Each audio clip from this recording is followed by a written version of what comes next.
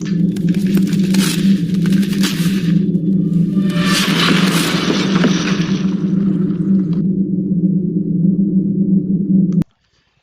Guys, क्या हाल चाल। मैं हूं मनीष और आप देख रहे हैं रेजिलियंस। तो आज हम कंटिन्यू करेंगे हमारी series BA political honours first year first semester unit second. हम कंटिन्यू करेंगे paper 2 constitutional government and democracy in India. Unit second है fundamental rights and directive principle of state policy. Unit first दोनों paper की मैं अपने channel पर पढ़ा चुका हूं, अगर आपने नहीं देखी है तो आप जाकर देख सकते हैं। तो चलिए शुरू करते हैं। फर्स्ट जो हमारी हेडिंग है वो है फंडामेंटल राइट्स, अगर हिंदी में कहें तो मौलिक अधिकार। फंडामेंटल से आप क्या समझते हैं? फंडामेंटल का मतलब होता है कि ऐसी कोई चीज जो कि बहुत ज्यादा इनसेपरेबल हो, मतलब बहुत ही ज्यादा जरूरी हो और एसेंशियल हो बेसिकली। और राइट्स का मतलब होता है अधिकार। तो ऐसे अधिकार जो कि एक इंसान के लिए बहुत ज्यादा जरूरी हो, उन्हें बोलते हैं हम fundamental rights. Fundamental rights Bharat के संविधान के अंदर तीसरे भाग के अंदर रखे गए हैं। इनके आर्टिकल है 12 से 35, 12 to 35। और जो फंडामेंटल राइट्स हैं, इनकी जो इंस्पिरेशन है, इनकी जो प्रेरणा है, वो हमने अमेरिका के कॉन्स्टिट्यूशन मतलब यूएस के कॉन्स्टिट्यूशन से ली है। जैसे इंडिया में फंडामेंटल राइट्स होते हैं, वैसे यूएस में बिल ऑफ राइट्स होते हैं। पार्ट 3 है इंडिया के कॉन्स्टिट्यूशन का, उसको मैग्ना कार्टा भी कहा जाता है, Magna carta of India. Part 3 के अंदर जो फंडामेंटल राइट्स है वो बहुत ही लॉन्ग और बहुत ही ज़्यादा डिस्क्राइब्ड है, बहुत ही संक्षिप्त है। और जो फंडामेंटल राइट्स है वो जस्टिशिएबल इन नेचर है, मतलब इंसान को न्याय दिलाने के लिए वो बने गए हैं और न्याय दिलाने के योग्य हैं। वो मतलब केवल शब्द मात्र नहीं है जैसे कि फंडामेंटल ड्यूटीज होती है। सो जो फंडामेंटल राइट्स है इंडिया के वो बहुत ही ज़्यादा एलेबरेटेड है। हालांकि हमने इसकी इंस्पिरेशन यूएस के कॉन्स्टिट्यूशन से ली है, पर फिर भी हमारे राइट्स उनसे ज़्यादा एलेबरेटेड है, बहुत ज़्यादा संक्षिप्त में हमने उनका वर्णन किया है।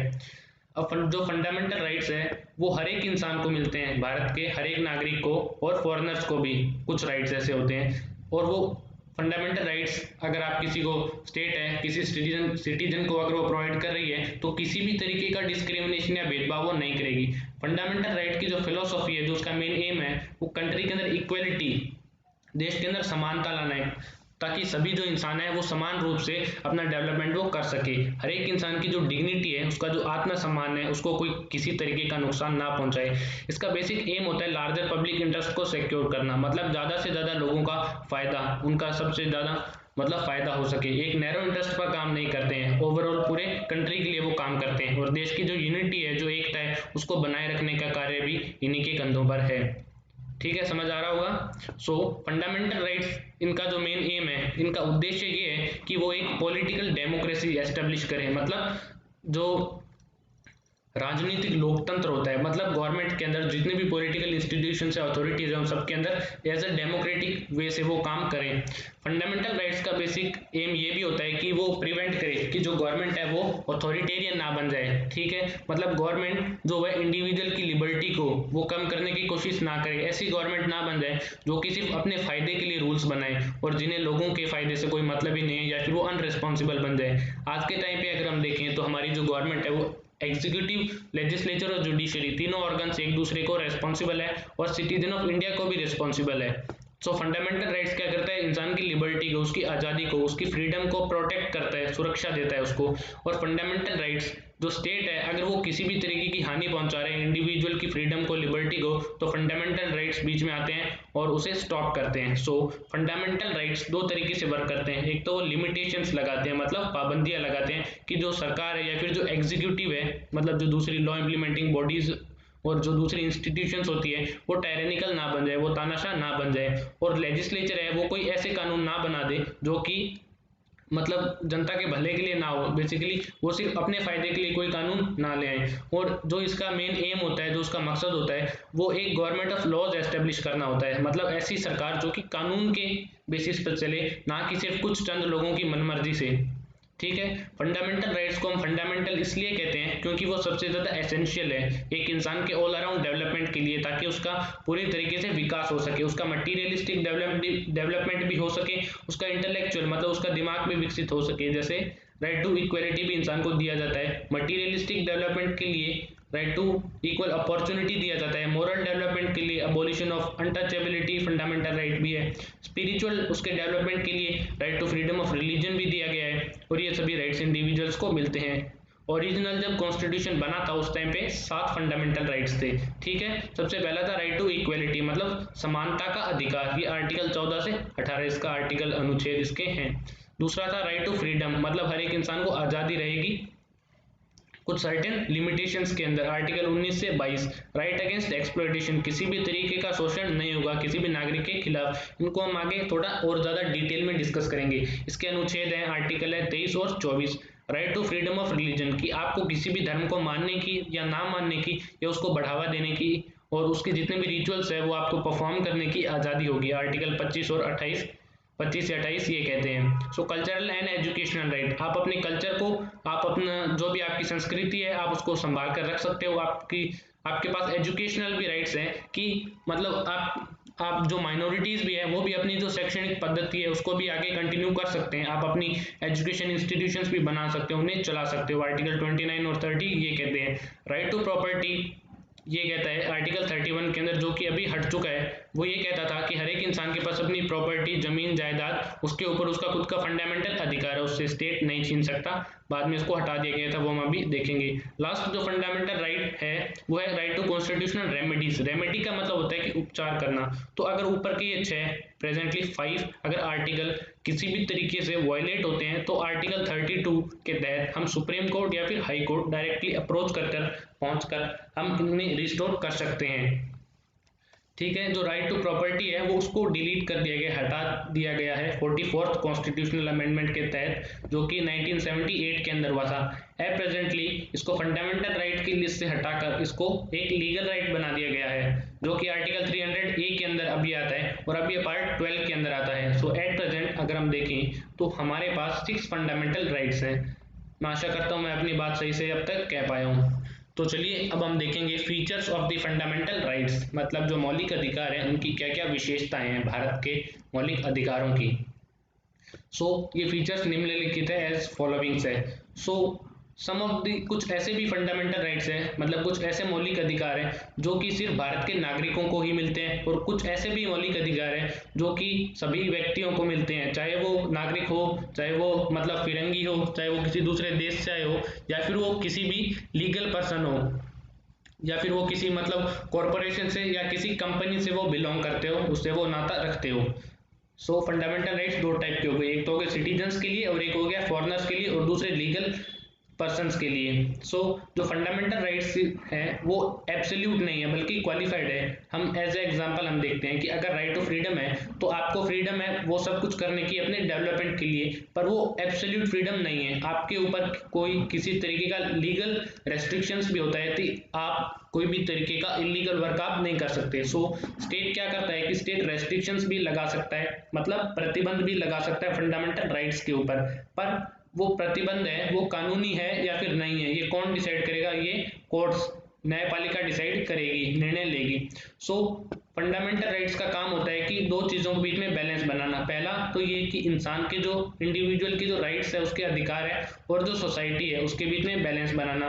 दूसरा उसका काम होता है कि इंडिविजुअल की जो लिबर्टी होती है, मतलब एक आम नागरिक की जो उसकी आज़ादी होती है, और एक सोसाइटी का कुछ एक मोरल कंट्रोल भी रहता है कि वो अपनी आज़ादी को सिर्फ उस लिमिटेशंस के अंदर एक्सेस कर पाए।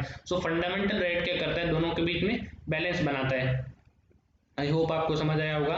थर्ड जो विशेषता है, जो फीचर है फंडामेंटल राइट का, वो ये है कि जो फंडामेंटल राइट्स है वो ये इंश्योर करता है कि स्टेट किसी भी तरीके का आर्बिट्ररी एक्शन ना ले, मतलब कोई ऐसा एक्शन ना ले जो कि जो पीपल है उनके फायदे में ना हो, या फिर कोई ऐसा तानाशाही वाला वो डिसीजन ना ले। हालांकि और मतलब सिर्फ स्टेट ही नहीं, कोई प्राइवेट इंस्टीट्यूशंस भी ऐसा कोई डिसीजन ना ले अपने सबऑर्डिनेट्स के लिए जो कि अनकॉन्स्टिट्यूशनल है, फंडामेंटल राइट से एश्योर करता है। कुछ फंडामेंटल राइट्स ऐसे हैं जिनको हम नेगेटिव इन कैरेक्टर मानते हैं कुछ लोग, और एक होता है पॉजिटिव इन कैरेक्टर। नेगेटिव अगर हम देखें तो नेगेटिव का मतलब होता है कि किसी चीज के ऊपर कोई रेस्ट्रिक्शन लगा देना, रोक लगा देना, उसको बोलते हैं नेगेटिव। और अगर हम किसी को कोई चीज दे रहे हैं, प्रोवाइड कर रहे हैं, तो उसे हम बोलते हैं पॉजिटिव, ठीक है। नेगेटिव क्या होता है, नेगेटिव इन द सेंस कि कुछ फंडामेंटल राइट्स, मतलब ज्यादा फंडामेंटल राइट्स ऐसे हैं जो कि स्टेट के ऊपर, राज्य के ऊपर प्रतिबंध लगाते हैं कि आप ये नहीं कर सकते, आप इंडिविजुअल की लिबर्टी आप नहीं छीन सकते, और आप इंडिविजुअल को इक्वली ट्रीट आप दूसरा ये हो गया कि पॉजिटिव कि इंसान को कुछ प्रिविलेज मिलते हैं, कुछ फायदे मिलते हैं फंडामेंटल राइट से, ठीक है, दोनों ही नेचर है। फायदे कैसे कि राइट टू, उसे एजुकेशन मिलता है, राइट टू इक्वलिटी मिलता है और फ्रीडम मिलता है, तो उसे प्रिविलेज मिल गए, ठीक है। फंडामेंटल राइट्स नेगेटिव भी पॉजिटिव भी, ये इसका फीचर है और विशेषता है। फिफ्थ जो फीचर है वो ये है कि फंडामेंटल राइट जस्टिशिएबल है, इंसान को न्याय दिलाने योग्य ये है, ये केवल शब्द मात्र नहीं है। अगर किसी इंसान का फंडामेंटल राइट्स अगर वायलेट होता है तो वो कोर्ट मतलब न्यायपालिका वो जा सकता है उस फंडामेंटल राइट्स के इन्फोर्स के लिए, मतलब उसे दोबारा लागू करने के लिए, जब अगर वो वायलेट हो, ठीक है, अगर उस पर किसी तरीके का नुकसान हो तो। So they are defended and guaranteed by the supreme court. जो फंडामेंटल राइट्स होते हैं उनकी सुरक्षा और उनकी गारंटी कौन सुनिश्चित करता है कि फंडामेंटल राइट्स है वो वायलेट ना हो, तो उस अथॉरिटी का नाम है सुप्रीम कोर्ट, ठीक है, जो सबसे बड़ा कोर्ट है इंडिया का। So hence the aggrieved person, जिस पर भी मतलब जिस इंसान के साथ भी गलत हुआ है वो डायरेक्टली जा सकता है सुप्रीम कोर्ट, और अगर वो हाई कोर्ट भी जा सकता है, अगर हाई कोर्ट में उसकी अपील से वो अगर वो सेटिस्फाई नहीं है तो वो सुप्रीम कोर्ट भी जा सकता है। सो हालांकि जो फंडामेंटल राइट्स है वो भी परमानेंट नहीं है, कुछ ऐसी सिचुएशंस होती है जब जो पार्लियामेंट है उन्हें कर्टेल कर सकती है, उन्हें कम कर सकती है, या फिर उन्हें रिपील पूरी तरीके से हटा सकती है एक अमेंडमेंट के तहत। हालांकि एक ऑर्डिनरी एक्ट कभी भी फंडामेंटल राइट्स को मतलब कम या फिर हटा नहीं सकता, एक अमेंडमेंट की जरूरत पड़ती है। हालांकि अमेंडमेंट भी इसी तरीके से होना चाहिए कि वो जो बेसिक स्ट्रक्चर है कॉन्स्टिट्यूशन का उसके अंदर, मतलब जो बेसिक ढांचा है उसके अंदर किसी भी तरीके की वो छेड़छाड़ ना करें।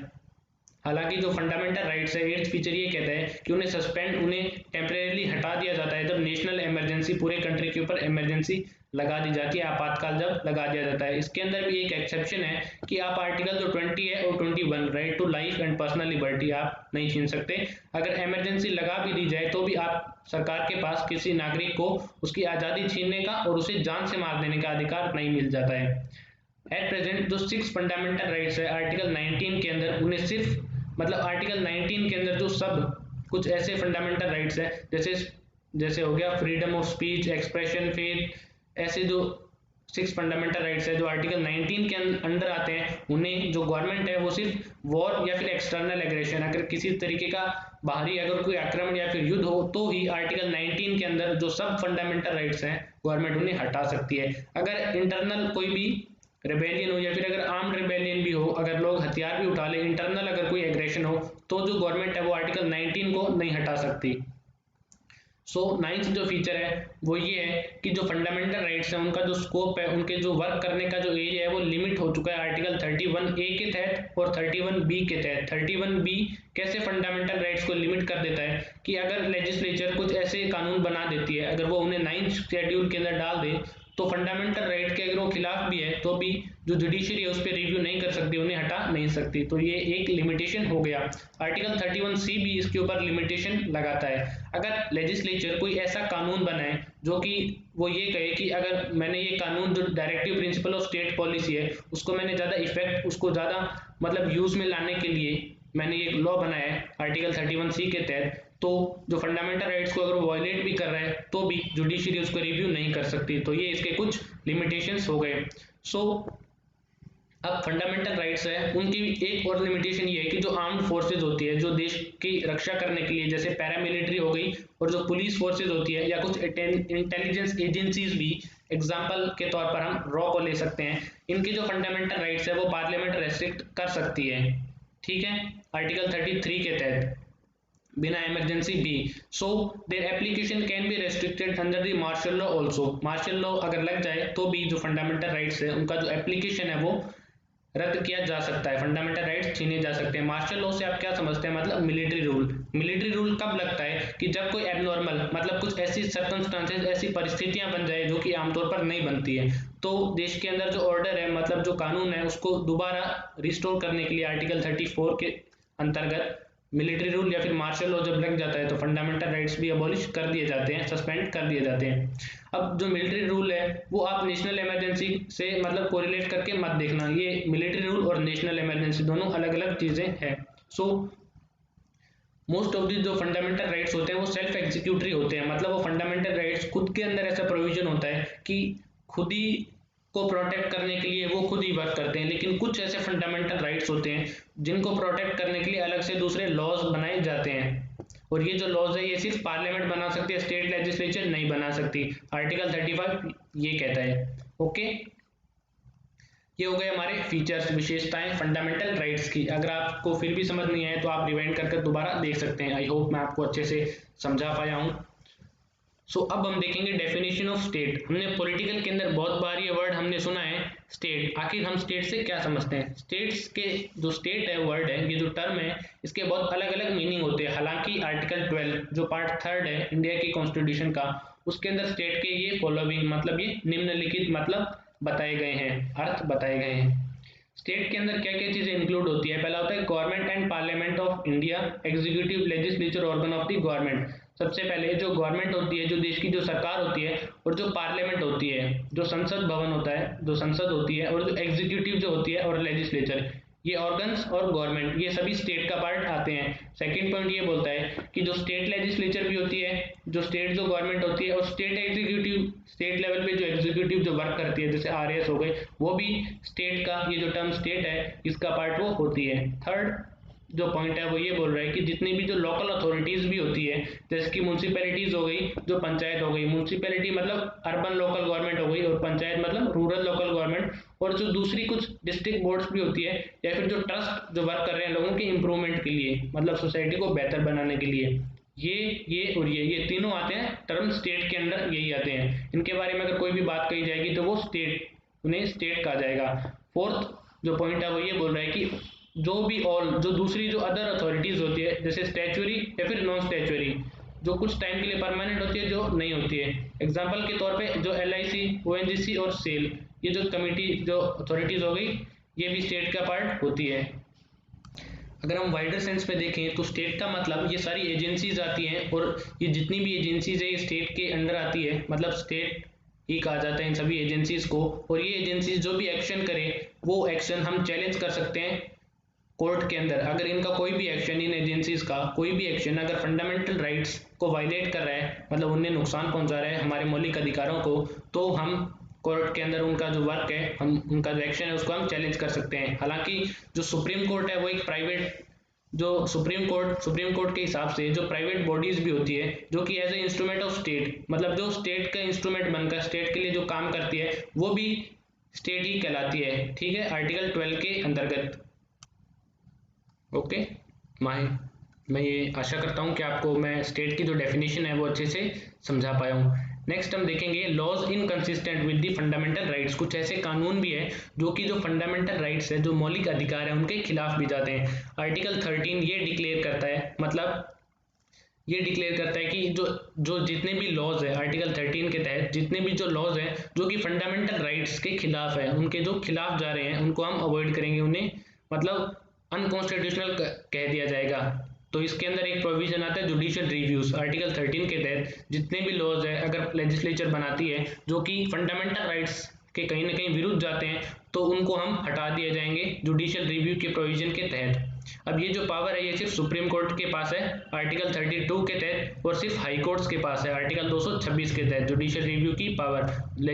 जो दूसरे जितने भी डिस्ट्रिक्ट कोर्ट्स और जो लोकल कोर्ट्स होते हैं उनके पास ये पावर नहीं है। ठीक है, वो ही सिर्फ किसी जो लॉ है उसको अनकॉन्स्टिट्यूशनल या फिर असंवैधानिक या फिर इनवैलिड का करार दे सकते हैं। सो जो टर्म लॉ है, कानून, इससे हम क्या समझते हैं? आर्टिकल 13 ये कहता है कि लॉ का मतलब होता है, फर्स्ट पॉइंट ये कहता है कि परमानेंट लॉज, ऐसे जो परमानेंट लॉज जो कि या तो पार्लियामेंट बनाती है या फिर स्टेट लेजिस्लेचर बनाती है, उसको हम लॉ कहेंगे। सेकंड पॉइंट ये कहता है, ये तो हो गया परमानेंट। सेकंड बोलता है कि ऐसे कुछ टेम्परेरी लॉज या फिर जो ऑर्डिनेंसेस, अगर मान लो कि जो पार्लियामेंट है उसका जो मतलब टाइम पीरियड है वो नहीं चल रहा है, जैसे 6-6 महीने से उसका सेशन होता है वो चलता है, अगर उसका सेशन नहीं चल रहा है तो प्रेसिडेंट क्या करता है कि कुछ ऑर्डिनेंसेस मतलब कुछ टेम्परेरी बिल्स पास वो कर देता है जो कि लॉ बन जाते हैं, तो वो भी किसके अंदर आते हैं? लॉ वर्ड के अंदर वो आते हैं। थर्ड पॉइंट ये बोलता है कि कुछ स्टैट्यूटरी इंस्ट्रूमेंट्स होते हैं, कुछ ऐसी जो बॉडीज होती है, अगर वो किसी जैसे जो डेलीगेटेड लेजिस्लेशन, अगर लेजिस्लेशन है वो अपनी रिस्पॉन्सिबिलिटी किसी दूसरी कमेटी को, किसी बॉडी को दे देती है,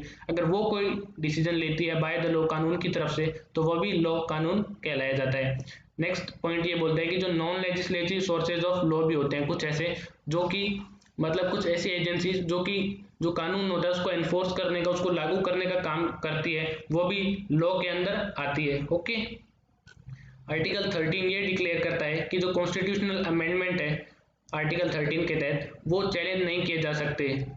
लेकिन सुप्रीम कोर्ट ये कहता है कि सुप्रीम कोर्ट ने जजमेंट दिया था केशवानंद भारती केस के अंदर 1973 के अंदर कि जो कॉन्स्टिट्यूशनल अमेंडमेंट्स हैं उनको भी चैलेंज किया जा सकता है कोर्ट के अंदर। किस ग्राउंड पे? कि अगर वो किसी भी फंडामेंटल राइट को, किसी भी मौलिक अधिकार का अलग अगर वो उल्लंघन करती है या करते हैं, ठीक है। सो अगर वो कॉन्स्टिट्यूशन के बेसिक स्ट्रक्चर के साथ अगर कोई भी अमेंडमेंट छेड़छाड़ करता है, किसी उसके जो मूल संवैधानिक जो ढांचा है उसके साथ अगर वो छेड़छाड़ करता है तो सुप्रीम कोर्ट के हिसाब से उसे भी चैलेंज किया जा सकता है। अब हम देखेंगे कि फंडामेंटल राइट्स को एक शॉर्ट में हम देखेंगे। सबसे पहला जो फंडामेंटल राइट है वो राइट टू इक्वलिटी, इसके आर्टिकल 14 से 18। आर्टिकल 14 बोलता है इक्वलिटी बिफोर लॉ, कानून की नजरों में सभी समान होंगे, और इक्वल प्रोटेक्शन ऑफ लॉ, सभी को कानून की जो प्रोटेक्शन है, सभी को कानून सेम तरीके से उनकी सिक्योरिटी या प्रोटेक्शन है वो करेगा। आर्टिकल 15 बोलता है प्रोहिबिशन ऑफ डिस्क्रिमिनेशन, किसी भी तरीके का भेदभाव नहीं होगा, चाहे वो रिलीजन के बेसिस पे हो, चाहे वो रेस के बेसिस पे हो, कलर के बेसिस पे, कास्ट के जाति के बेसिस पे, या फिर वो लिंग के बेसिस पे कि इंसान की अगर पुरुष है या फिर महिला है उसके बेसिस पे, या फिर अगर वो किस जगह पैदा हुआ है तो किसी बेसिस पे उसके साथ भेदभाव नहीं होगा, आर्टिकल 15, ठीक है। अब हम इसको ये देख रहे हैं कि जो आर्टिकल 14 टू 18 या फंडामेंटल राइट्स आएंगे, और 14 टू 18 के अंदर क्या क्या आते हैं, जैसे यहाँ पे 14 फिर 15 फिर 16 वो हम यहाँ पे देखेंगे, ठीक है। अब आर्टिकल 16 क्या कहता है, इक्वलिटी ऑफ अपॉर्चुनिटी, सबको समान अधिकार मिलेगा अपने डेवलपमेंट के लिए, समान अपॉर्चुनिटीज मिलेंगी, उन्हें मौके मिलेंगे, ठीक है। किस चीज के? पब्लिक एम्प्लॉयमेंट के लिए भी, रोजगार के लिए भी। और आर्टिकल 17 कहता है अबॉलिशन ऑफ अनटचेबिलिटी, पहले एक प्रथा थी छुआछूत की, उसको अबॉलिश करने के लिए, उसको हटाने के लिए आर्टिकल 17 बनाया गया था। आर्टिकल 18 कहता है abolition of titles except military and academic, पहले के टाइम पे प्री ब्रिटिश टाइम पे कुछ ऐसे टाइटल्स जैसे सर, लॉर्ड, माय लॉर्ड, ऐसे कुछ टाइटल्स दिए गए थे, उसको अब क्योंकि वो इक्वलिटी के खिलाफ जाते हैं तो उन्हें अबॉलिश कर दिया गया था। हालांकि आज के टाइम पे भी जैसे परमवीर चक्र, महावीर चक्र, ऐसे जो टाइटल्स दिए जाते हैं और जो एकेडमिक टाइटल्स दिए जाते हैं जैसे भारत रत्न हो गए, तो इन टाइटल्स को छोड़कर बाकी सारे टाइटल्स अबॉलिश कर दिए जाएंगे, हटा दिए जाएंगे आर्टिकल 18 के तहत, ठीक है। राइट टू इक्वलिटी हम पढ़ चुके हैं इसके अंदर। अब हम देखेंगे सेकंड फंडामेंटल राइट जो क्या है, राइट टू फ्रीडम, आर्टिकल 19 से 22। मतलब फ्रीडम का मतलब होता है कि आज़ादी, ठीक है। आज़ादी के तहत जो आपके अधिकार है वो हम यहाँ देखेंगे। सबसे पहला आता है कि आर्टिकल 19 के अंदर आपको फ्रीडम है, आपको आज़ादी है बोलने की, मतलब स्पीच एंड एक्सप्रेशन, और अपना जो भी आप विचार रखना चाहते हैं आप रख सकते हैं। असेंबल, आपको कहीं भी मतलब पीसफुली, कोई आर्म्स अगर आपके पास नहीं है तो आप असेंबल कहीं भी इकट्ठे हो सकते हैं। अगर आप कहीं इकट्ठे हो जाओ तो पुलिस, पहले क्या होता था कि मतलब अगर मार्शल लॉ लग जाता था ब्रिटिशर्स के टाइम पे तो इकट्ठे होने पर भी गोली मार दी जाती थी, लेकिन अब ऐसा नहीं है। आप अपनी एसोसिएशन बना सकते हो, आप अपना ग्रुप बना सकते हो, ये भी आपका फंडामेंटल राइट है। आप कहीं भी जा सकते हो विद इन अ कंट्री। और एक होता है रेजिडेंस, आप कहीं भी जाकर रह सकते हो। इसके अंदर एक एक्सेप्शन आता था पहले जम्मू कश्मीर का, जो कि अब नहीं है। आप कोई भी प्रोफेशन, आप कोई भी एम्प्लॉयमेंट आप कर सकते हो, आपके पास ये फ्रीडम है। आर्टिकल 19 ये कहता है। आर्टिकल 20 ये कहता है protection in respect of conviction of offences, अगर आपने कोई भी गुनाह किया है या मान लो नहीं भी किया है तो आप अगर कोर्ट में जाते हो तो आपको अपनी बात रखने का जो मतलब मौका है वो दिया जाएगा आर्टिकल 20 के तहत। आर्टिकल 21 कहता है right to life and personal liberty, जीने का और आपकी खुद की जो आज़ादी है उसका अधिकार। आर्टिकल 21 ए कहता है राइट टू एलिमेंट्री एजुकेशन, कि आपको जो प्राइमरी जो एजुकेशन है मतलब जो शिक्षा है वो ग्रहण करने का आपके पास अधिकार है। आर्टिकल 22 कहता है protection against arrest and detention, कि अगर आपको अरेस्ट कर लिया जाता है, आपको मतलब डिटेंशन कर लिया जाता है, प्रिवेंटिव डिटेंशन, तो आपके पास अधिकार है कि आपका एक फेयर ट्रायल हो with in 24 hours, okay. Third जो फंडामेंटल राइट आता है वो आता है राइट अगेंस्ट एक्सप्लॉयटेशन, शोषण के खिलाफ जो हमारा अधिकार है, आर्टिकल 23 और 24। आर्टिकल 23 कहता है ह्यूमन ट्रैफिकिंग को ये और जो फोर्स्ड लेबर होते हैं उसको अबॉलिश करता है। ह्यूमन ट्रैफिकिंग, आप इंसान की, मानव की खरीद बिक्री आप नहीं कर सकते। और नेक्स्ट आता है फोर्स्ड लेबर, आप किसी से जानबूझकर आप किसी से कोई भी कार्य है वो नहीं करवा सकते। आर्टिकल 24 कहता है prohibition of employment of children in factories, child labour को बेसिकली ये कम करने की या फिर खत्म करने की कोशिश करता है कि आप किसी भी छोटे बच्चे को, 14 साल से कम उम्र वाले को, आप किसी भी फैक्ट्री के अंदर आप वर्क या फिर जो माइंस है ऐसे हजार्डियस जो वर्क आप नहीं करवा सकते। फोर्थ फंडामेंटल राइट है right to freedom of religion, मतलब आपको जो आपका जो धर्म है उसको आप बता सकते हो, उसको आप मतलब प्रैक्टिस कर सकते हो, उसके रिलेटेड ये आर्टिकल 25 से 28 है, फोर्थ फंडामेंटल राइट। आर्टिकल 25 ये कहता है कि आप किसी भी जो धर्म है उसमें आप विश्वास रख सकते हो, आप उसे अपना सकते हो, आप उसके मतलब थ्रू आप उसके अकॉर्डिंग आप कार्य कर सकते हो, ठीक है। और आप अपने जो रिलीजन है उसको प्रोपेगेट भी आप कर सकते हो, उसका आप प्रचार भी कर सकते हो, बस थोप नहीं सकते। आर्टिकल 26 ये कहता है कि आप आपके जो भी रिलीजियस अफेयर्स हैं आप उसको मैनेज कर सकते हो। आप जैसे अगर मान लो कि आपको कृष्ण जन्माष्टमी पर आपको मतलब झांकी निकालनी है, दही हांडी फोड़नी है, तो आप वो भी आप कर सकते हो। ओके, सो थर्ड ये आता है आर्टिकल 27। इसके अंदर क्या होता है कि अगर कोई भी रिलीजियस इंस्टीट्यूशन या फिर कोई भी आपसे किसी रिलीजन के प्रमोशन के लिए या फिर किसी भी रिलीजियस अफेयर्स के लिए अगर आपसे वो पैसे मांगता है, टैक्स मांगता है, तो आप बाधित नहीं हो उसको टैक्स या फिर पैसे देने के लिए, तो ये भी आपका अधिकार हो गया। ओके, फोर्थ जो है फंडामेंटल राइट्स, इसका सब फंडामेंटल आर्टिकल 28 ये कहता है कि अगर कोई भी एजुकेशनल इंस्टीट्यूशन है उसके अंदर कोई भी रिलीजियस इंस्ट्रक्शन दिया जा रहा है, धर्म से रिलेटेड कोई भी अगर ज्ञान या फिर कोई भी ऐसी बात कही जा रही है, तो आप उसको छोड़कर भी आप बीच में जा सकते हो। Okay, article 28। Fifth fundamental right है कल्चरल एंड एजुकेशनल राइट, ये आता है आर्टिकल 29 से 30। आर्टिकल 29 ये कहता है कि आप आपकी जो लैंग्वेज है मतलब आपकी जो भाषा है और आपकी जो स्क्रिप्ट है, भाषा तो बोली जाती है और स्क्रिप्ट लिखी जाती है, आप उसको प्रोटेक्ट, आप उसकी सुरक्षा कर सकते हैं। और जो माइनॉरिटीज का जो कल्चर है, मतलब जो कि माइनॉरिटीज जो कि कम है मतलब परसेंटेज में और नंबर्स में जो कि कम है कम्युनिटी के अंदर, आपका जो कल्चर है आप उसकी जो प्रोटेक्शन है वो भी आप कर सकते हैं। नेक्स्ट है आर्टिकल 30। आर्टिकल 30 ये कहता है कि जो माइनॉरिटीज है उनके पास ये अधिकार है कि वो अपनी एजुकेशनल मतलब वो अपनी शैक्षणिक जो भी इंस्टीट्यूशंस है, स्कूलें हैं या फिर कॉलेज है, वो आप मतलब चला भी सकते हो और उन्हें एस्टेब्लिश मतलब बना भी सकते हो। ओके, सिक्स जो फंडामेंटल राइट है वो आता है right to constitutional remedies, article 32। एक ही आर्टिकल है, इसके अंदर हमें यह अधिकार मिलता है कि हम सुप्रीम कोर्ट जा सकते हैं अगर हमारा कोई भी फंडामेंटल राइट है वो अबॉलिश होता है, और हमारे पास ये इसके अंदर अंतर्गत ये 5 रिट्स भी दी जाती है। पहली रिट आती है हबिस कॉर्पस और मैंडेमस, नेक्स्ट रिट आती है, फिर आती है प्रोहिबिशन, फिर आता है सर्टियोररी और फिर आता है क्यू वारंटो। अगर मैं आपको रिट समझाऊंगा तो वीडियो काफी लंबी हो जाएगी। बेसिकली हबिस कॉर्पस का मतलब होता है कि अगर आपके प्रिवेंटिव डिटेंशन हो गया है तो आप विद इन 24 आवर किसी मजिस्ट्रेट के सामने आपको पेश करना होगा, और बाकी आप सेपरेट वीडियो में देख सकते हैं यूट्यूब पर। नेक्स्ट हम देखेंगे table 7.2 fundamental rights of foreigner और बोथ। जैसे इधर की साइड जो फंडामेंटल राइट्स है वो तो सिर्फ इंडिया के सिटीजन्स को मिलते हैं, वो फॉरेनर्स को फिरंगियों को वो नहीं मिलते हैं, अंग्रेजों को। इधर की साइड जो फंडामेंटल राइट्स है वो दोनों को मिलते हैं, चाहे वो इंडिया का सिटीजन हो चाहे नहीं हो। अब हम पहले देखेंगे कि इंडिया के सिटीजन को क्या क्या राइट मिलते हैं जो कि फॉरेनर्स को नहीं मिलते। प्रोहिबिशन ऑफ डिस्क्रिमिनेशन, ठीक है, इंडिया का कोई भी सिटीजन है उसके साथ आप किसी भी तरीके का भेदभाव आप नहीं कर सकते, अंग्रेज के साथ आप कर सकते हैं कि आप अंग्रेज हो। ओके, सो सेकंड आता है कि इक्वलिटी ऑफ अपॉर्चुनिटी, देश के जितने भी नागरिक है सबको समान मौका मिलेगा पब्लिक एम्प्लॉयमेंट का, ठीक है। आप कोई भी नागरिक है तो उसे रोजगार का समान अधिकार मिलेगा, अंग्रेज को नहीं मिलेगा। कि अगर कोई दूसरे फिरंगी अगर इंडिया में आ जाता है वो एम्प्लॉयमेंट की मांग करें, नहीं मेरा तो अधिकार है मुझे तो एम्प्लॉयमेंट दो, तो आपकी मर्जी है कि आप देश के सिटीजन को एम्प्लॉयमेंट दोगे, और आप अगर वो उतना ही एलिजिबल अगर कोई फॉरेनर भी है तो आप उसको नौकरी पर आप नहीं रख सकते हैं, तो वो भी आपका एक फंडामेंटल राइट सिर्फ आपको ही मिलता है। ओके, सो थर्ड आता है कि फंडामेंटल राइट आता है protection of freedom of speech, expression, assembly, association, movement and residence and profession. ये वर्ड कि आपके पास अधिकार है स्पीच मतलब बोलने का, एक्सप्रेस अपनी बात एक्सप्रेस करने का, असेंबली इकट्ठा होने का, कोई भी एसोसिएशन ग्रुप बनाने का, मूवमेंट पूरे कंट्री के अंदर कहीं भी जाने का और कहीं भी रहने का, रेजिडेंस और कुछ भी काम करने का, कोई भी ऑक्यूपेशन। ये राइट किसके पास नहीं है? फॉरेनर्स के पास नहीं है। Protection of life and personal liberty, ये दोनों के पास है। देखिए protection of life and personal liberty कि आपकी जो मतलब लिबर्टी है, आपकी जो आज़ादी है, आपकी जो प्राइवेसी है और आपकी जो लाइफ है मतलब आपकी जो जिंदगी है उसकी प्रोटेक्शन सरकार करेगी आर्टिकल 21 के तहत। फिफ्थ राइट आता है माइनॉरिटीज के पास इंडिया के अंदर जो कि अपनी एजुकेशनल इंस्टीट्यूशन बना और चला सकती है। इधर की साइड ऐसे फंडामेंटल राइट्स है जो कि सिटीजन को तो मिलते ही मिलते हैं इंडिया के, और जो फॉरेनर्स हैं उनको भी मिलते हैं, ठीक है। इक्वलिटी बिफोर लॉ, अगर कोई भी फॉरेनर होता है इंडिया के अंदर उसके ऊपर किसी भी तरीके के चार्जेस लगते हैं तो कानून की नज़रों में वो समान होगा, ठीक है।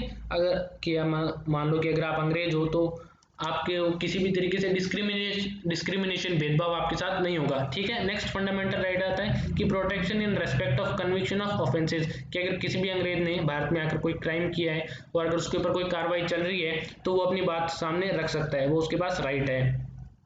नेक्स्ट फंडामेंटल राइट जो कि दोनों को मिलता है वो आता है protection of life and personal liberty, कि आप किसी अंग्रेज को या गवर्नमेंट है वो किसी को मार नहीं सकती कि तुम तो अंग्रेज हो हम तुम्हें मार देंगे।